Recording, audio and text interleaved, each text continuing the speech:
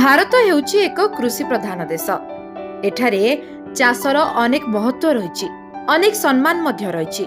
ତେଣୁକରି ଚାଷୀ ଭାଇକୁ ଏଠାକାର ସରକାର ପ୍ରତ୍ୟେକ ସମୟରେ କିଛି ନା କିଛି ଯୋଜନା ଦ୍ୱାରା ଲାଭବାନ କରାଉଛନ୍ତି। ଯେମିତିକି ପିଏମ କିଷାନ ସମ୍ମାନ ନିଧି ଯୋଜନା, ଯାହାକି ଦେଶର କୋଟି କୋଟି କୃଷକଙ୍କୁ ଆର୍ଥିକ ସହାୟତା ଦେଉଛି। ପିଏମ କିଷାନ ସମ୍ମାନ ନିଧି ଯୋଜନା ବିଷୟରେ ତ ଆପଣମାନେ ଜାଣିଥିବେ, କିନ୍ତୁ ପ୍ରଧାନମନ୍ତ୍ରୀଙ୍କର ଆଉ ଏକ ଖାସ ଯୋଜନା ବିଷୟରେ ଆପଣମାନେ ଜାଣିଛନ୍ତି କି, ଯାହାର ନାଁ ହେଉଛି ପିଏମ କିଷାନ ମାନଧନ ଯୋଜନା। ଏହି ଯୋଜନାରେ କୃଷକମାନଙ୍କୁ ପେନସନ ଦିଆଯିବ। ଦେଶରେ ଅନେକ କୃଷକଙ୍କ ଆୟ ବହୁତ କମ୍। ଏହା ବ୍ୟତୀତ ଚାଷ କରିବା ପାଇଁ ସେମାନଙ୍କ ପାଖରେ ଯଥେଷ୍ଟ ଜମି ମଧ୍ୟ ନଥାଏ।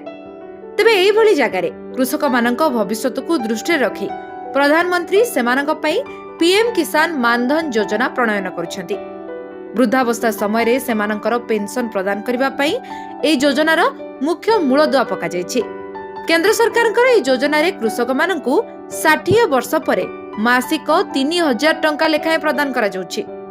2019 ମସିହା ସେପ୍ଟେମ୍ବର 19 ତାରିଖରେ ଏହି ଯୋଜନା ଲଞ୍ଚ କରିଥିଲେ କେନ୍ଦ୍ର ସରକାର। ବୃଦ୍ଧାବସ୍ଥାରେ ପେନସନ ପାଇଁ ଗରିବ କୃଷକମାନଙ୍କୁ ଆର୍ଥିକ ସହାୟତା ପ୍ରଦାନ କରିବା ଏହି ଯୋଜନାର ମୁଖ୍ୟ ଉଦ୍ଦେଶ୍ୟ। ତେବେ ଆପଣ ଭାବୁଥିବେ ଏଇଭଳି ଯୋଜନା କେଉଁଭଳି କୃଷକମାନଙ୍କୁ ମିଳୁଛି? ତେବେ ଯେଉଁ କୃଷକମାନଙ୍କ ପାଖରେ 2 ହେକ୍ଟର ବା ତାଠାରୁ କମ୍ ଜମି ଥାଏ, ସେଇଭଳି ଛୋଟ ଏବଂ ସୀମାନ୍ତ କୃଷକ ଏହି ଯୋଜନାର ଫାଇଦା ଉଠାଇ ପାରିବେ।